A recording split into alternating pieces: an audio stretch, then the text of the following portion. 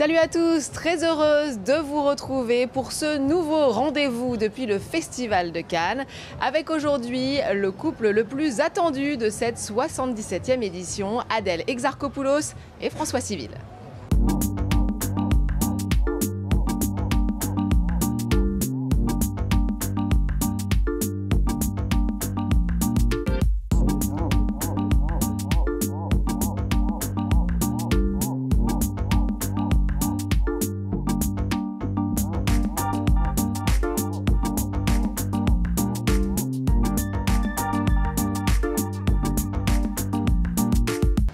Deux des acteurs les plus en vue du moment réunis sur le tapis rouge pour L'amour ouf de Gilles Lellouche. L'acteur, devenu réalisateur, avait charmé la Croisette il y a 3 ans avec son film Le Grand Bain. Il fait son entrée en compétition avec ce nouveau long métrage. Il raconte la rencontre de Jackie et Clotaire. Tombés amoureux à l'adolescence, la vie va mettre leur amour à rude épreuve. Regardez.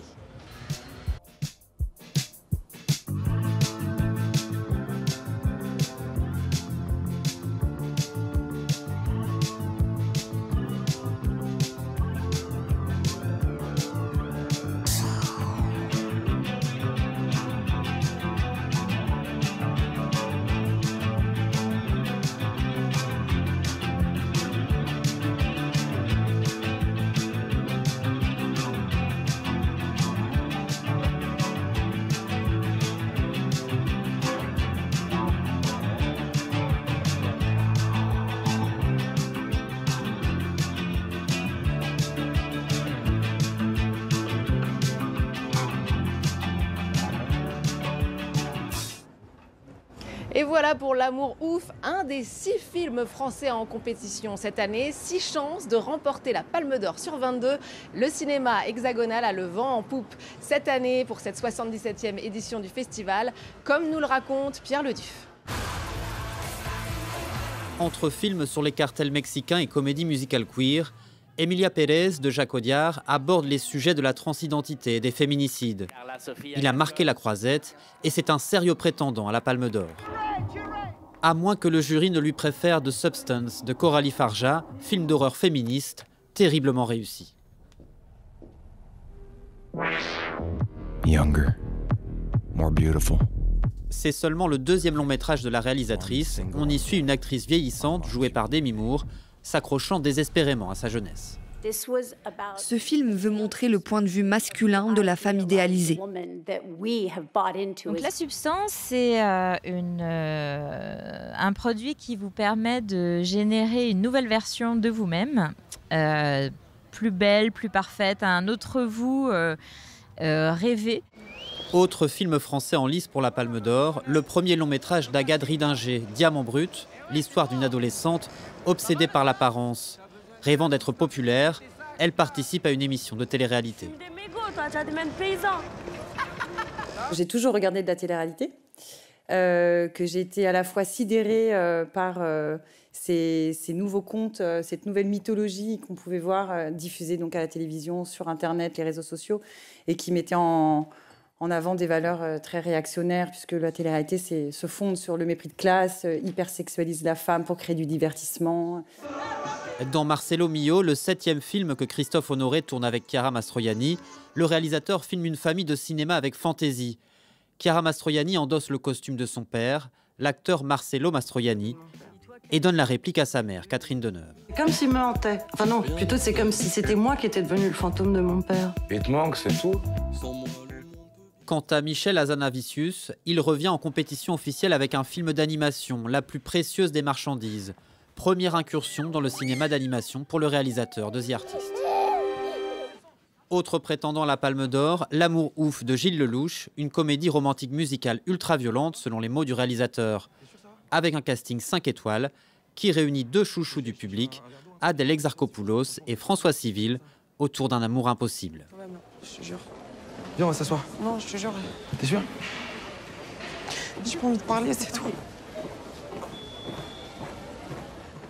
On passe à un classique de la littérature française porté sur grand écran. Après Les Trois Mousquetaires, une autre œuvre d'Alexandre Dumas est adaptée au cinéma, Le Comte de Monte Cristo, présenté ici hors compétition.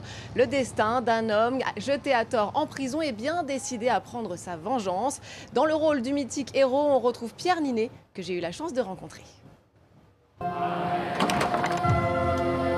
Je porte ici un mandat d'arrêt pour le dénommé Edmond Dantès.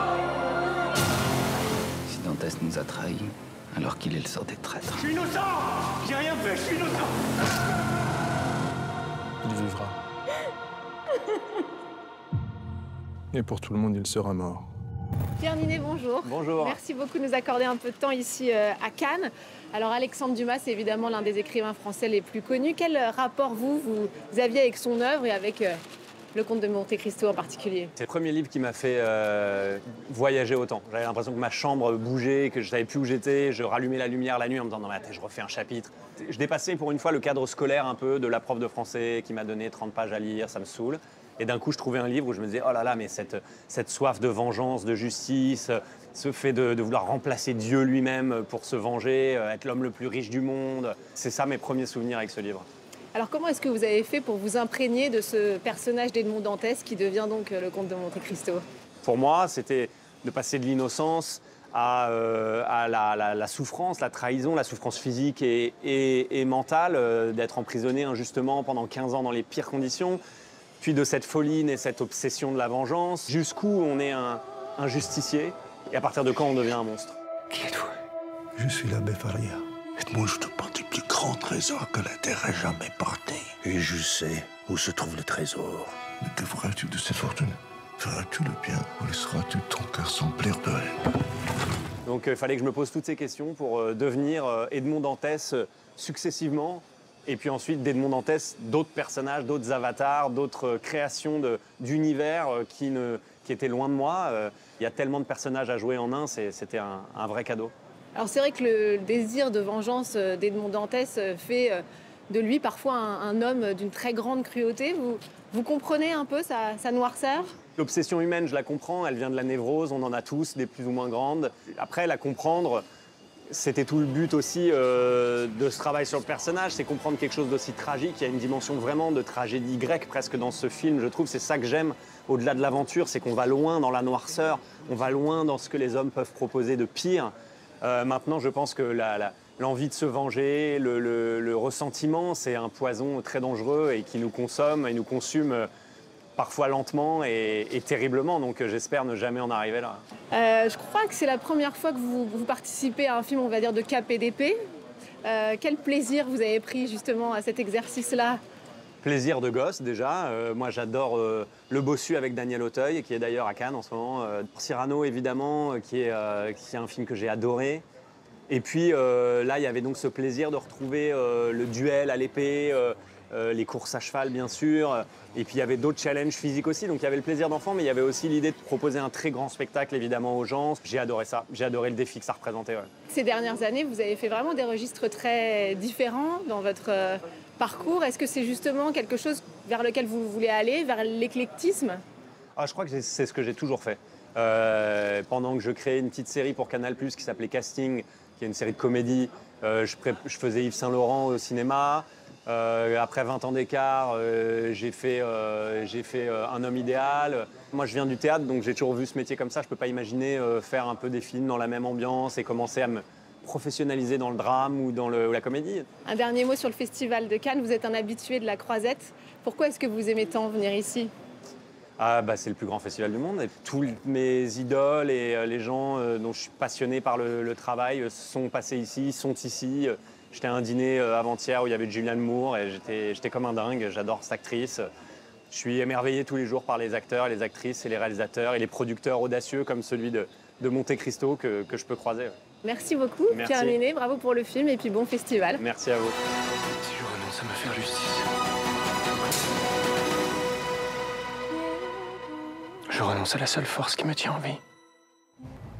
Et voilà pour cet aperçu de la présence du cinéma français à Cannes cette année. On croise les doigts pour la palme qui sera remise ce samedi. Et on termine avec Maria de Jessica Palud, un film qui raconte le destin brisé de l'actrice Maria Schneider après les abus qu'elle a vécus en 1972 sur le tournage du dernier tango à Paris de Bernardo Bertolucci. Elle n'avait alors que 19 ans. Je vous laisse découvrir et je vous dis à très vite.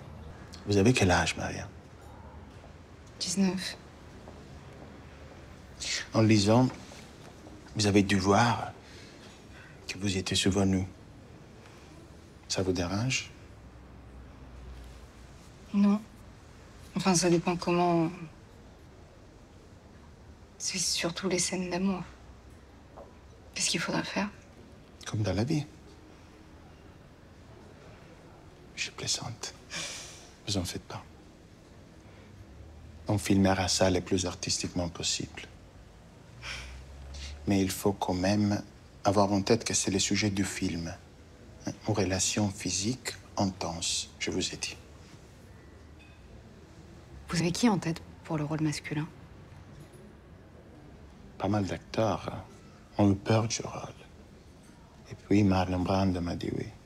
Brando? Vous seriez la 2e tête d'affiche avec lui. Ma qualité.